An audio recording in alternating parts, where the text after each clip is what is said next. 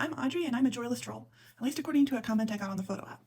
I was about to push back when I looked over my feed and I saw that they were kind of right. Everything I've been posting for the past month or so has been kind of negative. What can you do? The algorithm wants what the algorithm wants. To counter that claim, here are some things that have been bringing me joy lately. Yeah, even in this economy. I finished my 25th book this year, and almost half of them have 4-star ratings or higher. They are The Still Sky by N.K. Jemisin, James by Percival Everett, The Poisoner's Handbook by Deborah Bloom, The Spear Cuts Through Water by Simon Jimenez, The City We Became, also by N.K. Jemisin, Penin by Vladimir Nabokov, Shudder by Ramona Emerson, Hollow Places and What Stalks the Deep, both by T. Kingfisher, The River Has Roots by Amal El-Motar, and Frankenstein by Mary Shelley. I had never read Frankenstein before this year, I had never seen any movies, and then I dragged my husband on what I call insane Frankenstein autumn. We watched the 1931 version, we watched the Kenneth Branagh version, we watched Frankenstein versus the Wolfman. See, I read this book and it became one of my top 10 favorite books of all time. And now the Del Toro version of the film is one of my top 10 movies of all time. Two other things that always bring me joy, my two cats. Our little tailless wonder Nellie showed up to our doorstep about 4.5 years ago and told us this is where she lives now. And Pen's been having a great time lately because he does now have to take blood pressure medicine every day, but now he also gets Cheerios every day.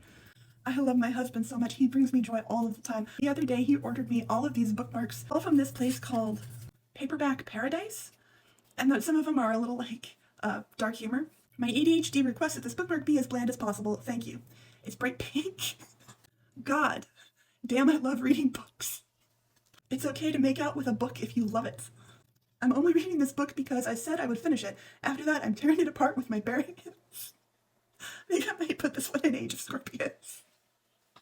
I also love my 3 sisters. They're my best friends. Speaking of my sisters, I had a subscriber this week to my online serial that is no longer being put up. You can read the whole book for free on Substack, but I still got a new subscriber from Instagram. I don't know why. I haven't been promoting it in like a month, but they still signed up and I think that's really cool. And I'm no longer at 69 subscribers.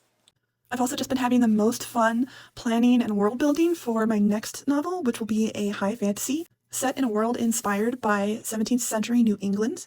Look at that cool building. Sorry, I'm not the best sketch artist. We've got ships that sail on top of grass, fancy sleeves, we got farthingales, we got ruffs.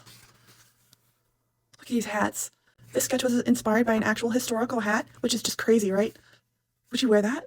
I've had a difficult time engaging with 2 of my special interests this year because they sort of fell to late-stage capitalism. But you know what never disappoints? Urban architecture. These things were iterated over 50 years to perfect the design. A very specific height to width to weight ratio to maximize their effectiveness at stopping a car coming this way by either pushing it up onto the barrier or redirecting it back into the direction that it came from so it doesn't cross into the oncoming traffic. Tell me in the comments what's been bringing you joy lately, and if it's a cat, there better be a picture.